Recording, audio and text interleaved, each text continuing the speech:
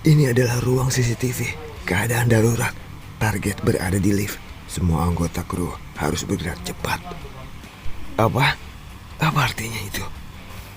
Anggota tim yang menunggu di dekat tangga lantai basement 5 tidak bisa menyembunyikan keterkejutan mereka. Padahal tadinya, sepertinya misi tampaknya berjalan lancar. Tapi mengapa ini berubah dalam sekejap? Video apa ini? Dalam video CCTV yang mereka lihat dalam kacamata mereka, Jun Hyun masih di kursi dengan mata tertutup. Namun, dalam rekaman video milik kamera Lee Tae-kyun, Jun Hyun terlihat berada di sana. Menyadari hal itu, mereka semua panik. Ketika mereka mendengar suara jeritan dari Lee Tae-kyun, mereka berlari menaiki tangga tanpa berpikir lagi. Yum Chan yang bertanggung jawab atas tim A dan Baek Womun yang bertanggung jawab atas tim B berada di barisan depan daripada yang lainnya. Lee Tae-kyun tidak boleh terluka. Mereka harus menyelamatkan squad leader mereka. Udara di sekitar lift terasa mencekam. Tidak ada satupun yang bergerak, walau mereka sedang mengincar Jun Hyun, tapi malah sebaliknya. Pemimpin skuad mereka lah yang ditangkap oleh Jun Hyun. Wajah mereka yang berada di dalam helm basah kuyup karena keringat. Rasanya seperti mereka adalah mangsa yang berdiri di hadapan binatang buas. Aku tidak dapat melihat gerakannya. Padahal aku tidak berkedip sekalipun. Gerakan Jun Hyun lebih cepat dari peluru. Mereka semua kemudian sadar. Jadi seperti inikah kekuatan pendekar superior? Kemampuan, keahlian, dan kekuatan Jun Hyun tidak bisa dibandingkan dengan para penjahat Murim yang pernah mereka tangani sebelumnya. Murim dikenal sebagai kekuatan terkuat di dunia selama Gate bermunculan selama ini. Lee Tae-kyun sedang ditangkap dan dicengkeram lehernya oleh Jun Hyun. Dia bingung apa yang harus dia lakukan. Mendengarkan suara mencicit melalui lubang suara, jelas betapa berbahayanya situasi ini.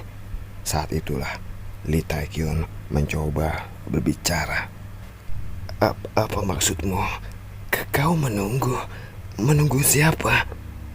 Jangan bilang kau sedang menunggu kami. Mata Lee Tae-kyun terlihat bergetar. Dari apa yang dikatakan Jun Hyun, artinya dia mampu mendeteksi semua orang di sana dari lantai basement 5. Bahkan jika dia adalah seorang superior master, seharusnya kemampuannya tidak sehebat itu. Tampaknya dia bukan superior biasa. Dia sudah berada di tahap akhir superior sepertinya. Atau jangan-jangan dia lebih tinggi dari superior. Jika benar seperti itu, mengapa datanya tidak diketahui? Di mana dia bersembunyi selama ini?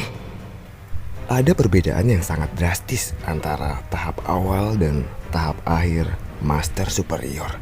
Ketika dia bingung dengan pikirannya, Jun Hyun berbicara. Kau ingin menyergapku hanya dengan level kekuatan seperti mereka?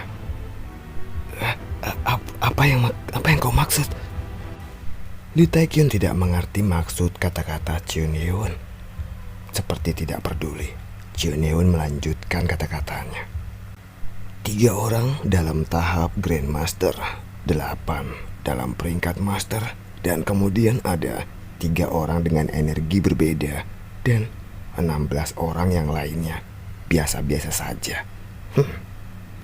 Lee Tae-kyun terkejut. Bagaimana tidak? Jun Hyun mampu mengetahui kekuatan mereka secara akurat. Yum Chan, pemimpin tim A, dan Baek Womun, pemimpin tim B, dan dirinya sendiri adalah pendekar tingkat Grandmaster. Bahkan tingkat kekuatan dari anggota lainnya juga dikatakan secara akurat. Melihat Lee Tae-kyun yang terkejut, Jun Hyun bingung. Murim di masa depan tidak seburuk yang dia dengar dari keturunannya. Itu bukan berarti Biro Keamanan Publik luar biasa, hanya saja lebih baik dari yang dia bayangkan. Jadi seperti inikah dunia masa depan sumber waktu yang lain? Bagaimanapun, berurusan dengan orang-orang ini adalah prioritas utama saat ini. Lalu dia teringat kata-kata orang yang menjanjikan ingin mengurus data-datanya. Kami akan memprosesnya dalam waktu 12 jam. Anda harus menggunakan hak Anda untuk tetap diam selama berada di dalam Biro Keamanan Publik. Jadi selama waktu itu, tolong jangan bertingkah terlalu mencolok. Itulah yang diminta oleh Jo Yu Seong. Dia berbicara sesopan mungkin, tapi maksudnya agar Chun Ye-won tetap diam dan tidak melakukan apapun. Namun, Chun Ye-won bukanlah tipe orang yang memiliki kesabaran tanpa syarat. Dia bahkan tidak pernah berlutut di hadapan kaisar. Hanya karena zaman berubah, bukan berarti dia juga harus berubah. Aku sudah mencoba untuk tetap diam, tapi kalian selalu saja mengabaikan peringatanku. Karena kau berada di dunia murim juga. Kau harus bersiap untuk membayarnya karena sudah menggangguku. Dalam genggaman Chun Ye-won, Lee Tae-kyun meronta. Lepaskan aku. Lee Tae-kyun menekan tombol dengan ibu jari kirinya. Pada saat itu, cahaya yang menyilaukan dan berkilauan bersinar di sekitarnya.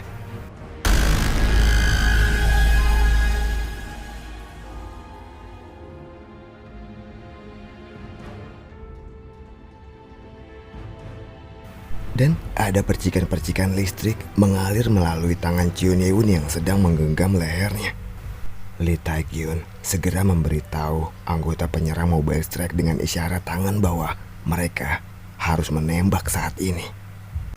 Mereka yang sedang menunggu kesempatan ini segera menembak Chun Ye-won. Lampu-lampu di sekitar sana rusak dan koridor menjadi gelap dalam sekejap. Hanya percikan api dari senjata-senjata mereka yang dapat terlihat.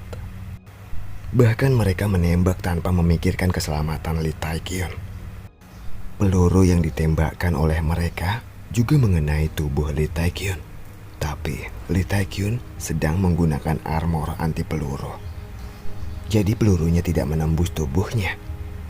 Armor yang dikenakan Lee Tae-kyun tidak hanya anti peluru, itu bahkan bisa menahan ki pedang.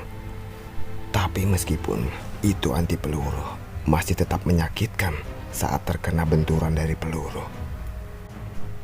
Dasar orang bodoh, kau terlalu banyak tingkah hanya karena kau seorang superior. Terima ini peluru-peluruku. Dia sangat percaya diri dengan peluru yang dia tembakkan. Namun, walau mereka terus-terusan menembak, dia terkejut ketika Chun Ye-won masih berdiri. Seharusnya ototnya akan menjadi kaku karena sengatan listrik tadi. Tidak peduli seberapa kuat kau tidak akan bisa bertahan dari peluru-peluru ini. Tapi ternyata Chun Ye-won masih mencengkeram leher Lee Tae-kyun. Bahkan cengkeraman Chun Ye-won di lehernya semakin kuat. Bahkan tangan Chun Ye-won tidak menjadi kaku karena kejutan dari sengatan listrik tadi. Ini tidak mungkin. Dalam kebingungannya, Lee Tae-kyun berjuang dan mencoba untuk meningkatkan energi internal dan menyerang tangan Chun Ye-won. Tapi saat dia mengganggu tangan Chun Ye-won yang menggenggam lehernya, dia malah merasakan lehernya semakin kesakitan. Lehernya retak. Tubuh Lee Tae-kyun yang meronta terkulai. Para penyerang Mobile Strike yang menembak melihat sesuatu yang aneh dalam layar kamera Lee Tae-kyun. Karena suasana di sana menjadi gelap, jadi visual mereka hanya mengandalkan kamera dari helm Lee Tae-kyun. Tapi saat ini kamera dari helm Lee Tae-kyun menghadap ke lantai. Apa ini? Apakah squad leader pingsan? Mereka berpikir bahwa squad leader mereka adalah seorang Grandmaster. Jadi mereka berpikir dia akan baik-baik saja. Lalu salah seorang anggota tim kelima menyadari sesuatu telah terjadi dan berteriak. Berhenti menembak! Berhenti menembak! Hentikan tembakan kalian! Roger. Mereka berhenti menembak dan segera mengganti magazin. Semua lampu di sana rusak dan penglihatan mereka gelap. Bagaimana? Apakah dia sudah tumbang? Ketika para tim Mobile Strike menekan tombol di helm mereka, kacamata beralih ke mode penglihatan malam. Pandangan mereka berubah menjadi hijau. Saat mereka melihat, mereka terkejut. Ini tidak mungkin. Mereka benar-benar meragukan mata mereka. Secara alami, mereka mengira peluru mereka mengenai sasaran. Tapi ternyata peluru-peluru yang mereka tembakkan melayang di udara. Seolah-olah peluru-peluru itu menabrak dinding tak terlihat.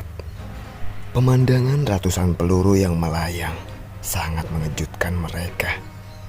Apakah dia benar-benar hanya seorang pendekar superior master? Mereka meragukan bahwa orang yang dihadapannya ini adalah pendekar superior biasa. Lee Tae-kyun, squad leader mereka, tergeletak di lantai. Selain lehernya dipatahkan, dia juga kesakitan karena terkena peluru. Dia pingsan karena tidak dapat menahan sakitnya benturan peluru. Kurang ajar!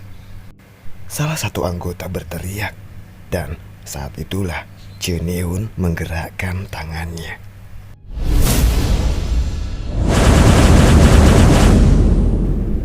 Ratusan peluru yang melayang di depan Jeon terbang ke segala arah, seolah-olah dia menembak dari pistol dan menembus tubuh mereka.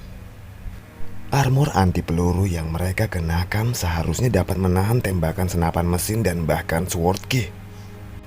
Namun, mereka semua jatuh ke lantai saat peluru-peluru itu mengenai tubuh mereka.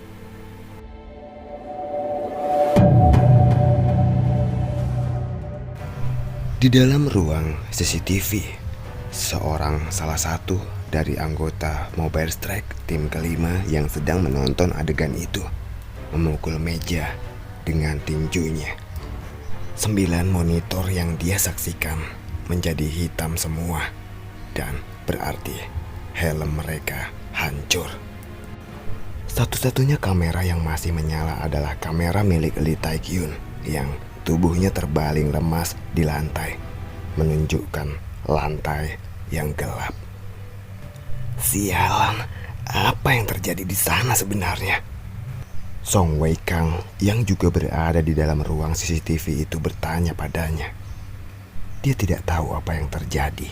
Dia ingin mendengar jawaban ketika anggota di depan monitor buru-buru mengirim sinyal radio. Tim A, tim B, operasi gagal, operasi gagal. Segera naik ke lift lantai 1 menggunakan tangga darurat. Sepertinya Lee Tae-kyun dan anggota yang lainnya telah terbunuh di sana. Pemimpin tim, apa yang terjadi? Yum Chan dan kedua tim malah mengabaikan pesan dari radio itu. Apakah mereka semua mati? Sial, kita harus membalaskan dendam mereka. Ayo, serang targetnya. Merasa marah dengan kematian pemimpin dan rekan-rekan mereka, mereka tampaknya telah kehilangan akal sehat mereka. Song Wei Kang sudah mencoba menghalangi mereka, tetapi tidak berhasil. Setibanya di sana, mereka membuka pintu keluar darurat dan melemparkan gas yang tersisa ke dalam koridor aula. Dengan asap dari bom gas yang sudah aktif, Yong Chan beralih ke mode penglihatan malam. Layar kamera berubah menjadi hijau dan kemudian dia membuka pintu keluar dan memasuki koridor. Anggota lainnya mengikutinya. Orang yang menonton melalui ruang CCTV tidak dapat berkata-kata lagi. Terlepas dari peringatannya, Tim memasuki lorong. Sekarang adalah situasi di mana dia berdoa agar seluruh tim ini dapat menaklukkan musuh tanpa pengorbanan lagi. Dia pasti berada di sini. Mereka semua merasakan perasaan yang tidak menyenangkan. Semua anggota tim yang lainnya mengaktifkan kamera layar Yeom-chan karena Yeom-chan berada di paling depan. Di tengah-tengah koridor, target terlihat sedang berdiri tepat di depan gas. Dia terlihat santai. Tapi bagi mereka menganggap target sedang tidak berdaya. Semuanya tembak! Bersamaan dengan teriakan itu, senapan mesin mereka langsung ditembakkan. Tapi kemudian, di dalam layar hijau mereka, target terlihat sedang mengeluarkan pedang putih dari pinggangnya dan membelah semua peluru menjadi dua. Apakah mataku ini tidak salah lihat? Song Wei Kang yang berada di ruang CCTV tidak bisa menahan diri untuk tidak terkejut. Dia memang pernah mendengar bahwa seorang pendekar murim mampu menebas peluru. Tapi jika peluru sebanyak ini ditebas seluruhnya, dia benar-benar tidak percaya itu dapat dilakukan. What the fuck? Begitu juga dengan mereka yang menembakkan peluru-peluru itu. Mereka semua terkejut. Mustahil untuk menebas peluru yang bergerak begitu cepat, bahkan sebanyak ini. Apakah mungkin seorang pendekar superior mampu melakukan ini? Atau jangan-jangan dia melebihi superior? Banyak tanda tanya dalam pikiran mereka. Jika dilihat, gerakan target sepertinya biasa-biasa saja. Sepertinya gas tidak berfungsi padanya. Karena dia adalah seorang master superior, bagi mereka akan membutuhkan waktu untuk gas dapat bekerja. Tetapi ternyata sepertinya gas itu tidak berfungsi padanya. Lalu saat itu tiba-tiba Jun Yeon menghilang dan muncul kembali di depan kamera Yeom-chan. Dia bergerak dalam sekejap mata. Lenganku. Suara sesuatu yang terpotong bisa terdengar lewat speaker dan bersamaan dengan jeritan dari Yeom-chan. Kamera Yeom-chan bergerak tak beraturan. Lalu di dalam kamera Yeom-chan, mereka dapat melihat sesuatu yang jatuh ke lantai. Itu lengan. Sebuah tangan yang terputus tergeletak di lantai. Lalu headcam Yeom-chan berbelok ke kanan dan terus berputar. Tidak lama kemudian, kamera Yeom-chan menghadap ke lantai seperti kamera milik Lee Tae-kyun. Anggota tim yang lainnya hanya terdiam, tidak mengatakan apapun. Mereka semua menyadari bahwa saat ini Yeom-chan telah mati. Sedangkan mereka yang berada di ruang CCTV yang melihat layar itu gemetar.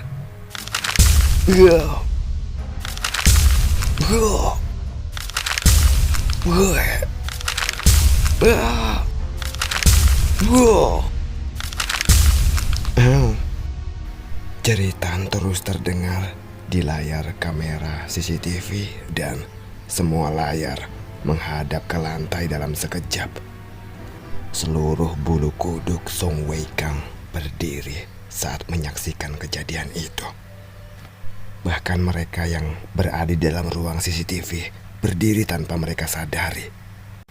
Itu refleks karena mereka ketakutan.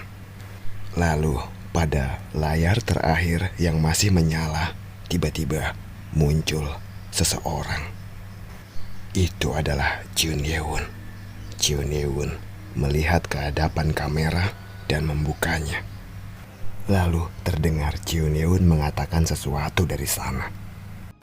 Oh, jadi di sini ada kamera juga.